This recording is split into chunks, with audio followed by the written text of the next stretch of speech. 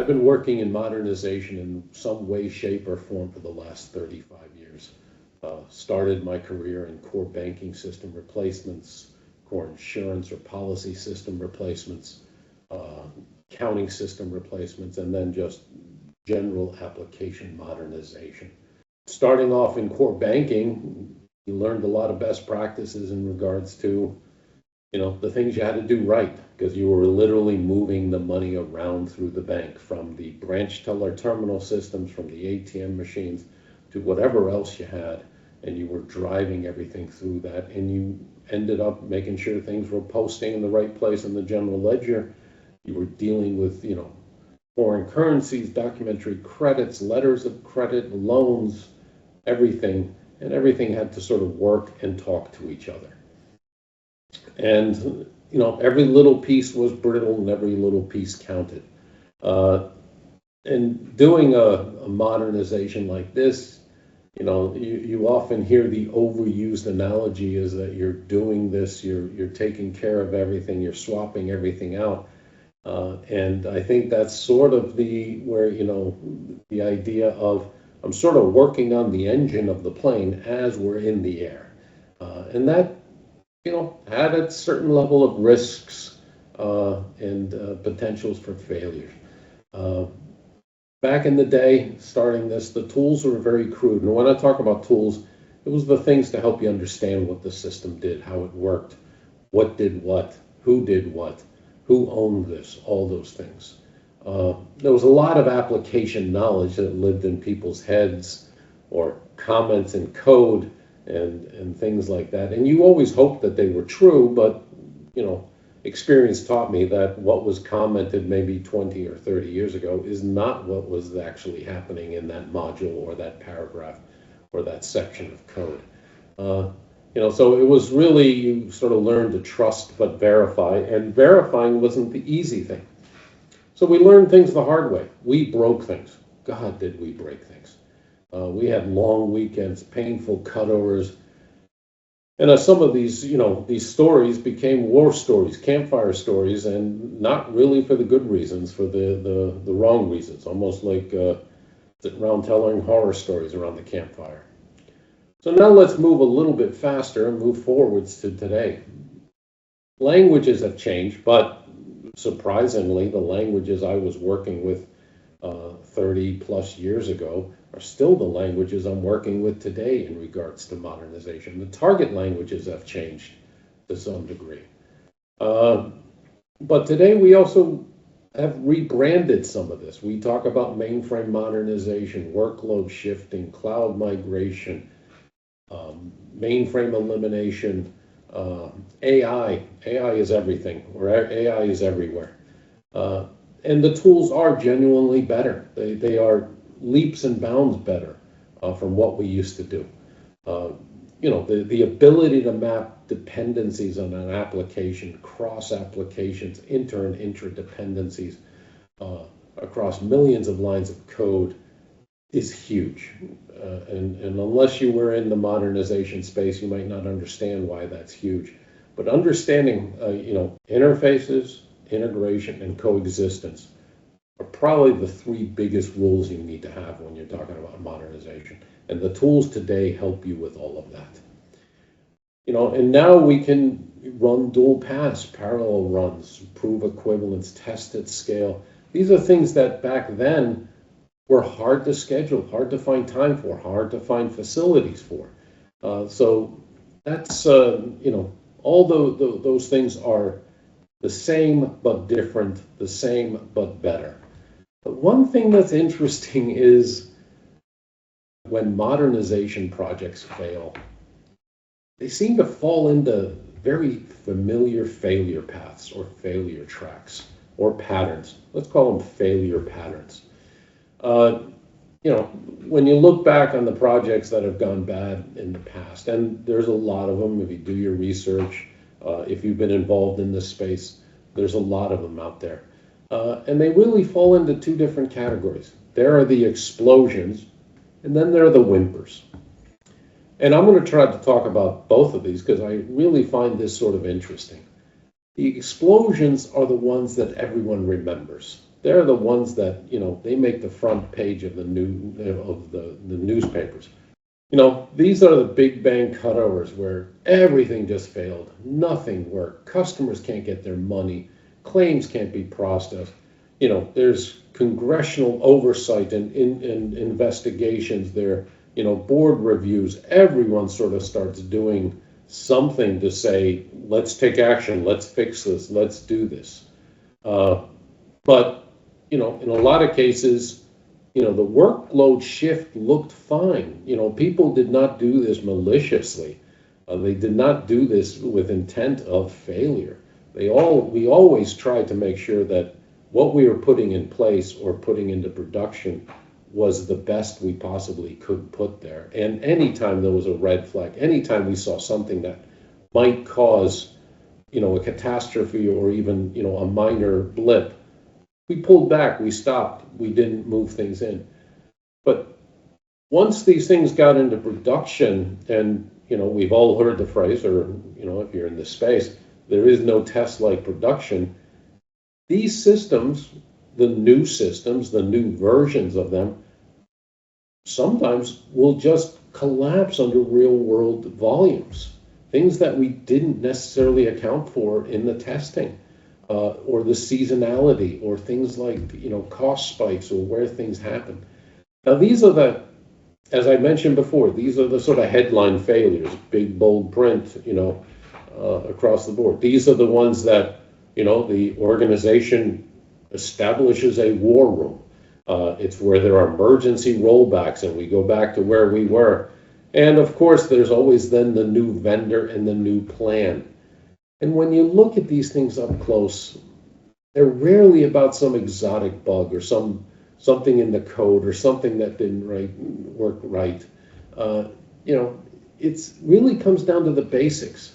The scope was too ambitious. The goal was too big. There was too much of the business stakeholders saying, IT can handle this. This is an IT problem. And there were things that were never tested because they never happen until they do happen. Again, back to, there is no test like production. And things like, non-functional requirements, or things that aren't sort of laid down in the books, like performance, resilience, disaster recovery, run books, and all that, weren't really in there.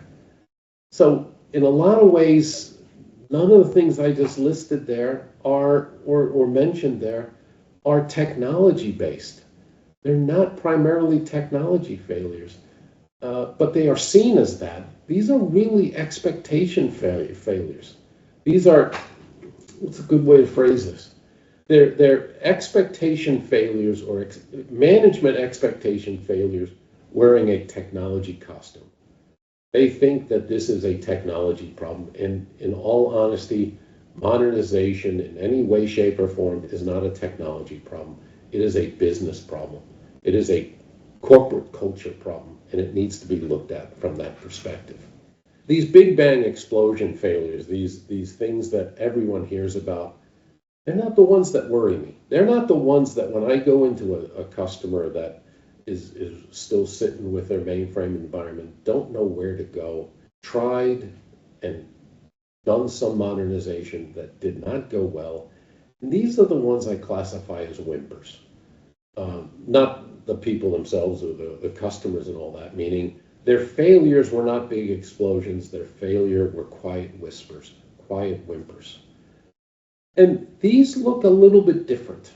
And you need to put them into context, but they are far more dangerous to moving forwards than the explosions.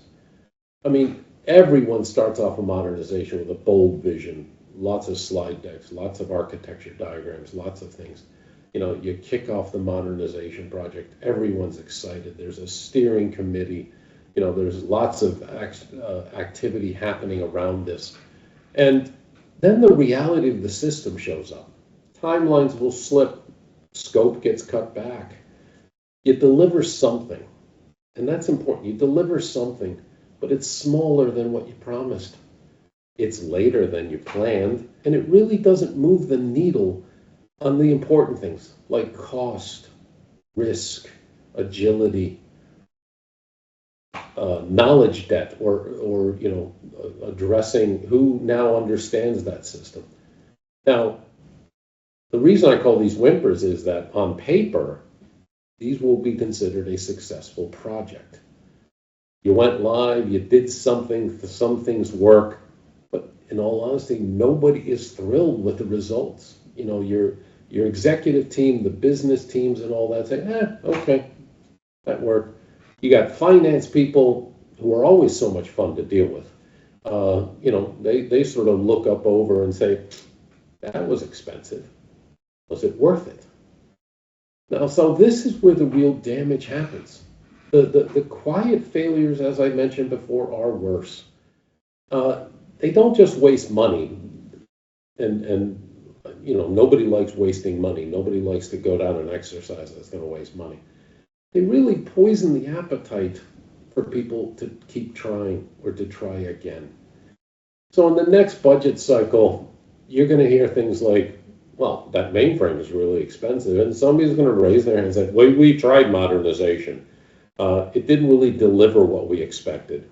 Our mainframe costs are high, but they're predictable. We know what those costs are. They're not going to change, or they will change during the next contract renew. Let's leave the hard stuff alone for now. And what you're saying when you say let's leave the hard stuff alone now, you're really sort of saying let's make that somebody else's problem down the road. So these whimpers, these whisper failures, really start hardening into organizational, cultural reasons to do nothing. Doing nothing should not be a strategic decision. It shouldn't be something that, organizations want to do. You're either thriving or dying. And if you're doing nothing, your competition, your new people in the market, they are looking at how to do things bigger, better, faster, quicker, cheaper, or lower cost than what you're doing. And that's a problem. So, you have fancy phrases like, strategically, we're going to retain these systems, or let's revisit this in 3 years, or let's modernize in place later. So now magically 3 years from now happens, and you're looking at, hey, Bob has retired. Bob knew everything about that system, or Samantha knew everything about that system, and she's retiring. How are we going to be able to deal with that? Oh, we've built a lot more integrations to these things because our suppliers or vendors or our clients or our citizens have been demanding things. So that system that nobody understood back in the day is now 3 years later, and the spider web around it and the rubber band ball around it has actually just gotten a little bit tighter, just gotten a little bit harder, and gotten a little bit more brittle. And now things are even harder to do. In the end, the patterns that I've seen in modernization, and there's been quite a number of them, all comes down to something pretty simple. First thing you got to do is understand the application you're trying to modernize. You got to be able to tie it back to actual business goals, not driving a project based on the fact that somebody put it on a slide saying we need to get off the mainframe. It actually needs to be driven to business goals and business drivers. Things like we need to lower cost, we need to lower risk, we need to be more agile. Our competitors don't have the same baggage we do. They are moving faster. How do we address that? So once you've defined those goals, you've defined those objectives, then you set realistic incremental objectives. They don't have to all look the same for every single application in your portfolio. Some applications are going to stay on the mainframe. It makes perfect sense for them to stay there. They might get cleaned up a bit, they might get optimized a bit, and they probably, dollars to donuts, they're going to need to be documented. Some will get converted, maybe to Java, maybe to something else. They'll get moved to the cloud or a cloud environment or a Linux One environment or some hybrid type deployment or disposition. And the reason that's done is that we want to be able to evolve it faster. We want to be able to leverage cloud technology. We want to be able to scale horizontally and vertically with this application. Might need to have lots of different new accesses to it. suppliers, vendors, citizens, customers, whatever the case, and a cloud makes most sense for that. But again, the decision is based looking at lower cost, lower risk, more agility, or whatever the business drivers you put in front of yourself. Now, some applications will get scrapped, retired, or they'll get replaced by something else. Now, back to the important thing is understanding these applications and what you're going to do with them. Now that you know these things, you can start defining what success looks like for each one of these cases, and you can start measuring yourself against that success. And it can't be the success of I'm moving things off the mainframe or I'm doing workload shifting. It has to be driven back to the business drivers that you're looking at. Cost savings, cost avoidance, lower risk, business continuity, more agility, flexibility, adaptability. All those things are the reasons you start going off into a modernization journey. So when you work this way, you're not going to get the big noisy explosion, meaning the patterns that we talked about earlier, the explosion or the whimper. If you look at things like this and you structure things like this, you mitigate the explosions and you mitigate the whimpers. When you get to something that is less dramatic and more valuable, a series of deliberate wins, delivered step by step, according to plan, how you said they were going to be doing it, and people can look at it and see results, they're going to turn around and look at you and say, that was worth doing. Let's take the next one on. What is the next one? How much are we going to save with that next one? How are my customers going to feel about that next one? Those are the conversations you want to have. So that's what a healthy modernization journey looks like. It's not a miracle. It's not heroics. It's not a superstar. And doesn't need to be a horror story. Disciplined progress with purpose, with your heads up, your eyes open, and you're looking for the next project.